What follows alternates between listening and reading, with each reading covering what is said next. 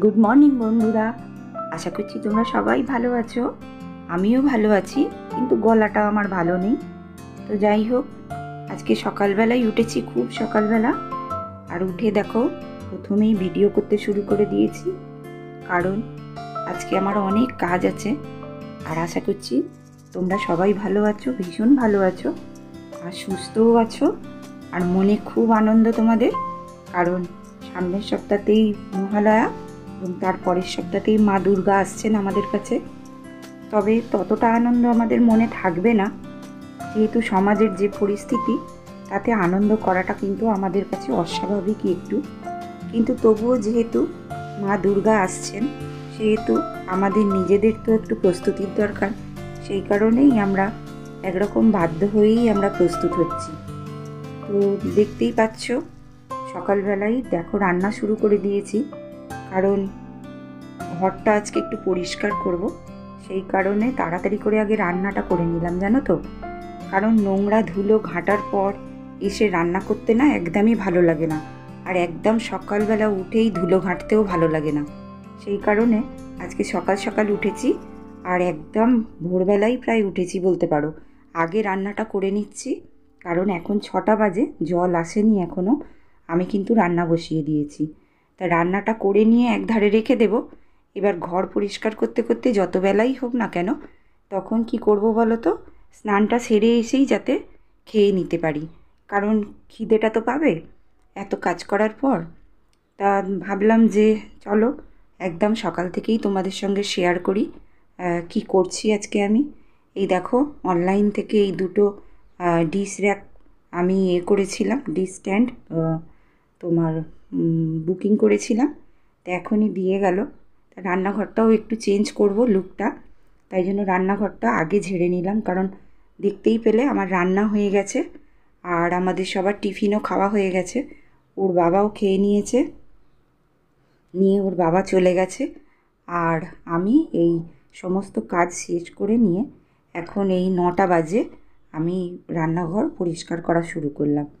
তা রান্নাঘরটা পরিষ্কার করে দিয়ে এইবারে আমি একটা আমার র্যাক আছে, সেই র্যাকটাকে নিয়ে আসবো, নিয়ে এসে সেটাকেও আমি এখানে সেট করে দেবো। কারণ জানো তো, ভীষণ অসুবিধা হয়, বড় বড় বাসনগুলো রাখার এত অসুবিধা হয় যে কি বলবো। সব এলোমেলো হয়ে ওই তাকটার মধ্যেই থাকে। আর যেহেতু এই ডিশ রাখার স্ট্যান্ডটা আমি কিনেছি, সেহেতু এটাকেও তো রাখতে হবে না, এটার তো একটা স্পেস চাই।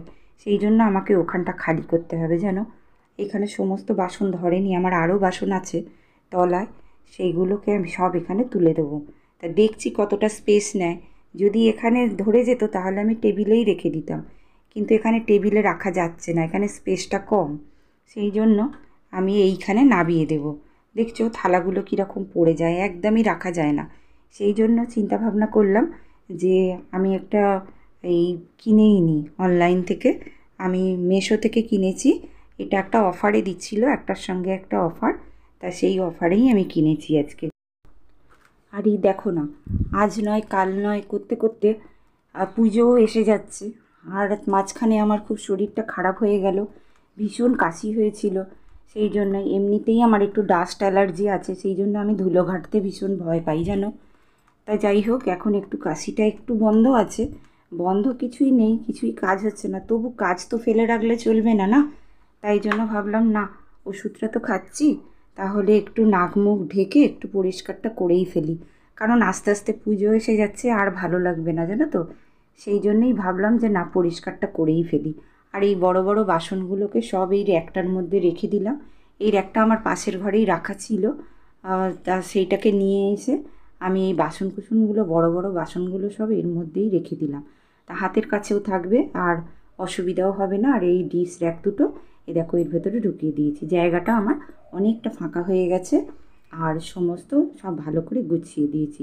তা সব রান্না তো হয়েই গেছে, রান্নাঘরটাও ভালো করে পরিষ্কার টরিষ্কার করে এবার ঘরে চলে এলাম, কারণ ঘরটা এখন আমি যতক্ষণ পারি পরিষ্কার করতে পারবো, কারণ রান্না করা আছে।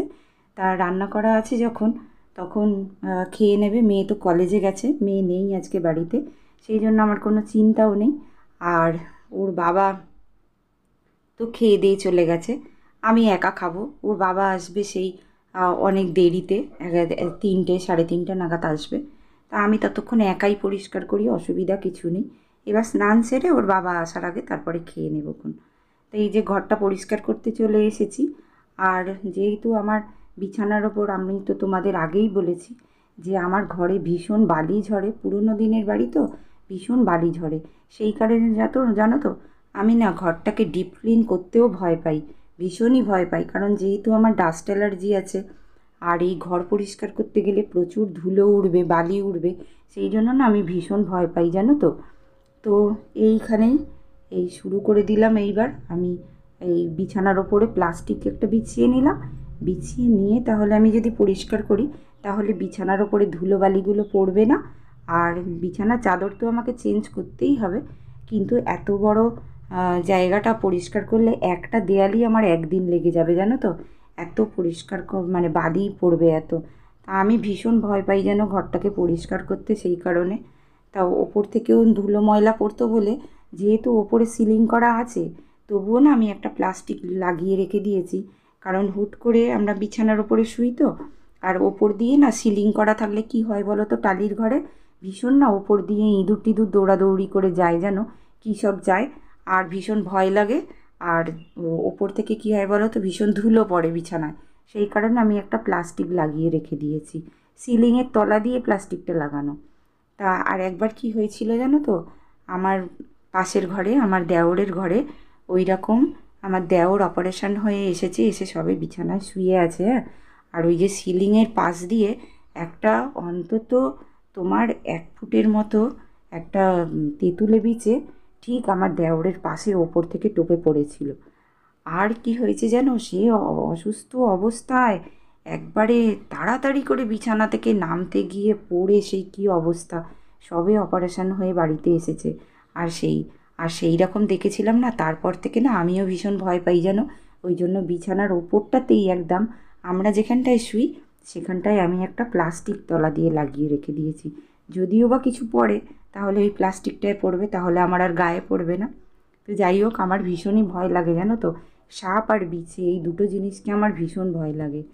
তো দেখো এই যে পরিষ্কার আমি করে নিচ্ছি আস্তে আস্তে সবই। তো চলো আমি পরিষ্কার করতে করতে যে দিদিভাইরা সব আমাকে কমেন্ট করেছো তাদের নামগুলো বলি। শাশ্বতী ঘোষ, গীতাঞ্জলি ব্লগ, আর শান্তির সিম্পল লাইফ। তো অসংখ্য ধন্যবাদ দিদিভাই তোমাদের। তোমরা বলেছো যে আমার ভিডিওটা খুব ভালো হয়েছে এবং তোমরা দেখছো, তোমাদের অসংখ্য ধন্যবাদ।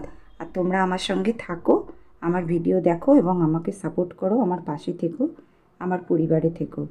তো এই যে দেখো সব পরিষ্কার করছি, এত ধুলো ময়লা বেরোচ্ছে এই দেয়ালটা থেকে, প্রচুর ধুলো বেরোচ্ছে যেন। আর সমস্ত ঘড়ি টড়ি যা ছিল সবই বার করে ফেলে দিচ্ছি, আর দিয়ে আর ভালো করে ঝাড়ছি যখন ভালো করেই একদম ডিপ ক্লিন করে নিই। কারণ এরপর তো আবার সেই কবে ঝাড়বো তার ঠিক নেই, পুজো পারপাস হচ্ছে বলে। কারণ বছরে আমি ডিপ ক্লিন দুবারই করি, মিথ্যে কথা বলবো না। কারণ এই এত বালি না আমার না একদম ঘাঁটতে ইচ্ছা করে না যেন। একবার পয়লা বৈশাখের সময় আর একবার এই দুর্গাপুজোর সময়। তা দুর্গাপুজোর সময় যেহেতু আমরা তো এবারে থাকবো না, আমরা বেড়াতে যাব দুর্গাপুজোর সময়, যেহেতু অষ্টমীর দিন আমরা বেরিয়ে যাচ্ছি, তোমাদের বলা হয়নি, তোমাদের সঙ্গে শেয়ার করছি। আমরা এবারে দুর্গাপুজোয় অষ্টমীর দিন বেড়াতে যাচ্ছি হায়দ্রাবাদ, তোমাদের তো সঙ্গে নিয়ে যাবই। আর সেখান থেকে তোমাদের সঙ্গেও সমস্ত কিছু শেয়ার করব, পুরো হায়দ্রাবাদ শহরটাও তোমাদের সঙ্গে শেয়ার করব। তো এই দেখো আমি পরিষ্কার করে নিচ্ছি, কারণ এখনও কিচ্ছু কেনাকাটা হয়নি যেন। ওই যা টুকটাক বাড়ি থেকে কিনেছিলাম, বেরোনোই হয়নি নিজের শরীর খারাপের জন্য। আর এই সমস্ত ধুলো বালি সব পরিষ্কার করে নিয়ে তারপরে এবার মার্কেটিংয়ে বেরোবো। তো চলো এই দেখতে দেখতে এই আজকে তো তোমাদের কাছে সম্পূর্ণটা শেয়ার করা হবে না, কারণ তাহলে ভিডিওটা অনেক বড় হয়ে যাবে গো। আর আমি এই একটা পার্টের পরিষ্কার তোমাদের দেখালাম, এবং নেক্সট পার্টে আমি তোমাদের দেখাবো যে ঘর থেকে কত ময়লা ধুলো বেরিয়েছে, সেইগুলো তোমাদের দেখব। আমি আশা করব তোমরা আমার সঙ্গে থাকবে এবং আমার নেক্সট পার্টে তোমরা আবার আসবে, জয়েন করবে এবং আমার ভিডিওটা দেখবে এবং দেখে বলবে যে কেমন হয়েছে। তা সমস্ত বন্ধুরা যারা আমার পরিবারের এবং পরিবারের বাইরেও যারা দেখছো, তাদের যদি ভিডিওটা ভালো লেগে থাকে তাহলে অবশ্যই একটা লাইক, কমেন্ট ও সাবস্ক্রাইব করে দিও। নতুন বন্ধুরাও সাবস্ক্রাইব করো এবং আমার পরিবারে থাকো, আমার সঙ্গে থাকো, আমাকে সাপোর্ট করো। অসংখ্য ধন্যবাদ তোমাদের আমার ভিডিওটা দেখার জন্য, এবং আমি আশা করব যে তোমরা আমার সঙ্গে থাকবে এবং আমার ভিডিওগুলো দেখবে।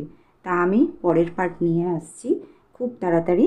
আজকে তো শুধু একটা দিক পরিষ্কার করা দেখালাম, কিন্তু আমার তো নোংরাগুলো পরিষ্কার করা দেখানো হলো না তোমাদের। তো ততক্ষণ তোমরা ভালো থেকো, সুস্থ থেকো, সাবধানে থেকো।